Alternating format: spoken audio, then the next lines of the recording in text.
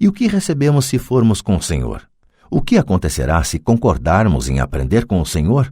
O que obteremos? Perguntei. O mesmo que irmão Coelho obteve, disse Pai Rico, libertação da boneca de piche. Referências a personagens de uma conhecida história infantil passada no sul dos Estados Unidos, Uncle Remus, 1881, de Joel C. Harris. Com base nela, Disney criou em 1946 o filme A Canção do Sul. A boneca de piche é usada pela raposa como isca para pegar e livrar-se de seu inimigo, o coelho. Há um caminho de espinhos? Perguntei. Sim, assentiu Pai Rico. O caminho de espinhos é nosso medo e nossa ambição. A saída está em pôr de lado o medo e confrontar nossa ambição, nossas fraquezas, nossa carência.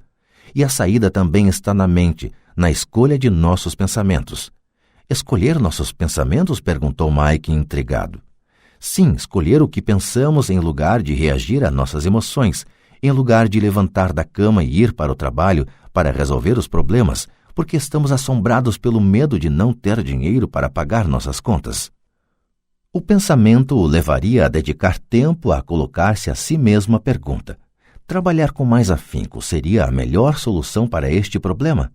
A maioria das pessoas está tão apavorada por não encarar a verdade, o medo está controlando-as, que não pode pensar e assim corre para sair de casa. A boneca de piche está no controle.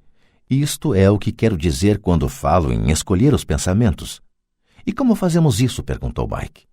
Isso é o que vou ensinar a vocês. Vou lhes ensinar como escolher seus pensamentos, em lugar de reagir apavorados tomando o café da manhã afobadamente e disparando porta fora.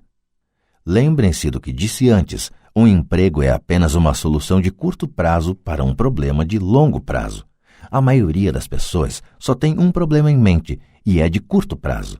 São as contas do fim do mês, a boneca de piche. O dinheiro passa a conduzir suas vidas, ou melhor dizendo, o medo e a ignorância em relação ao dinheiro.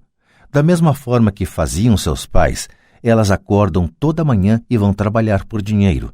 Não tem tempo de se perguntar se há outra maneira. Suas emoções estão no controle do seu pensamento, não a razão. O Senhor pode distinguir o pensar com as emoções do pensar com a cabeça? Perguntou Mike. Sim, eu ouço isso o tempo todo, respondeu Pai Rico.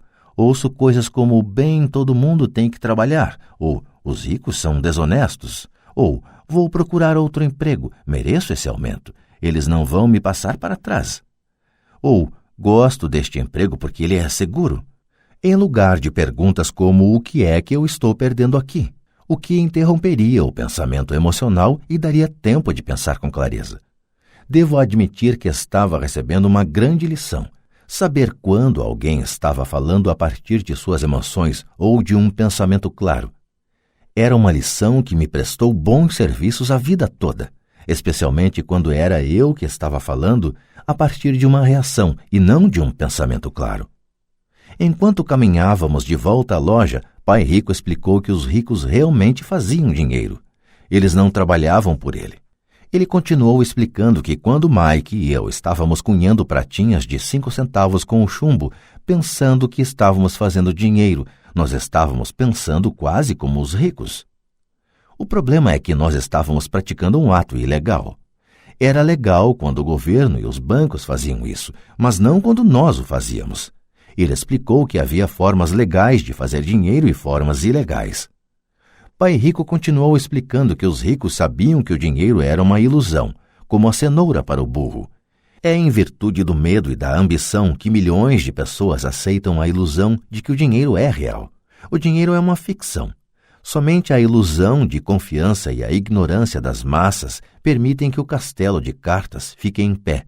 De fato, disse ele, de várias maneiras a cenoura do burro é mais valiosa do que o dinheiro. Ele falou do padrão ouro que vigorava nos Estados Unidos e que, na verdade, cada nota de dólar era um certificado de prata. O que o preocupava é que algum dia o país pudesse abandonar o padrão ouro e os dólares deixassem de ser certificado de prata. O que aconteceria, garotos, seria uma grande confusão. Os pobres, a classe média e os ignorantes teriam suas vidas arruinadas simplesmente porque continuariam acreditando que o dinheiro é real e que a empresa para a qual trabalham ou o governo cuidaria deles. Naquele dia não entendemos do que ele estava falando, mas com o correr dos anos isso passou a fazer cada vez mais sentido. Vendo o que os outros não veem. Ao entrar em sua caminhonete, no estacionamento da pequena loja de conveniência, ele disse: "Continuem trabalhando, garotos, mas quanto mais cedo vocês se esquecerem de que precisam de um contra-cheque, mais fácil se tornará sua vida adulta. Continuem usando seu cérebro, trabalhem de graça e logo sua mente lhes mostrará formas de ganhar muito mais dinheiro do que eu poderia lhes pagar. Vocês verão o que outras pessoas nunca percebem. Oportunidades que estão à frente de seu nariz. A maioria jamais enxerga essas oportunidades porque estão atrás de dinheiro e segurança, e é isso que elas recebem. No momento em que vislumbrarem uma oportunidade, vocês a reconhecerão pelo resto de suas vidas. Quando conseguirem isso, vou lhes ensinar outra coisa.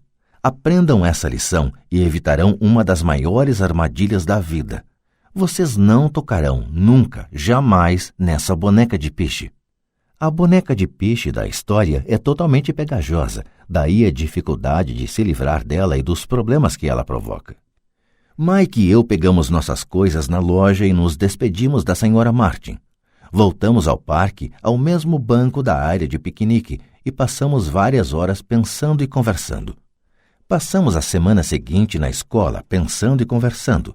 Durante outras 2 semanas, pensamos, conversamos e trabalhamos de graça. No fim do segundo sábado, estava eu outra vez me despedindo da Sra. Martin e atirando um olhar sonhador para a estante das revistas em quadrinhos. O duro de não ganhar nem mesmo 30 centavos aos sábados era que eu não tinha dinheiro para comprar gibis. De repente, enquanto a Sra. Martin se despedia de Mike e de mim, vi que ela estava fazendo algo que eu nunca a vira fazer antes.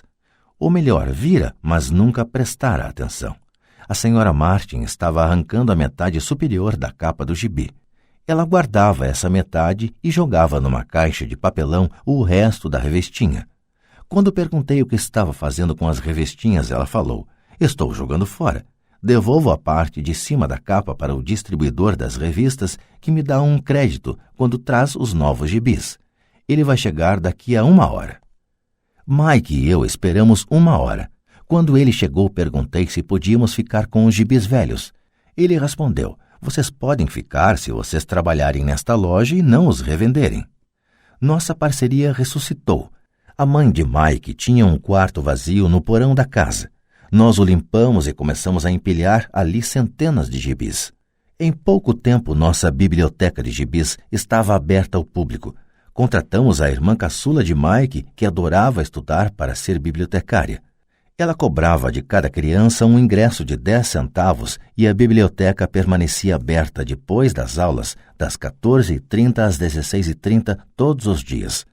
Os frequentadores, as crianças da vizinhança, podiam ler quantos gibis conseguissem nessas 2 horas. Era uma pechincha, pois cada gibi custava 10 centavos e podiam-se ler 5 ou 6 nessas 2 horas. A irmã de Mike controlava a saída da garotada para assegurar-se de que ninguém estivesse levando uma revista emprestada.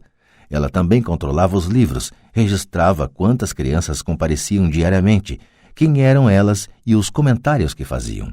Recebia $1 por semana e deixávamos que lesse de graça quantos gibis desejasse, o que ela fazia raramente porque estava sempre estudando. Mike e eu mantivemos o acordo de trabalhar todo sábado na loja e arrecadávamos os gibis descartados.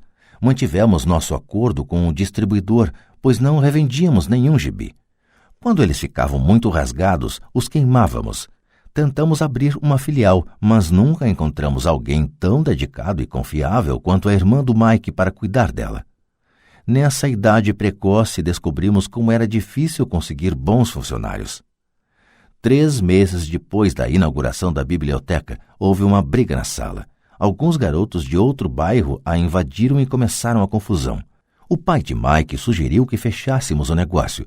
Nossa biblioteca deixou de existir e paramos de trabalhar aos sábados na loja de conveniência.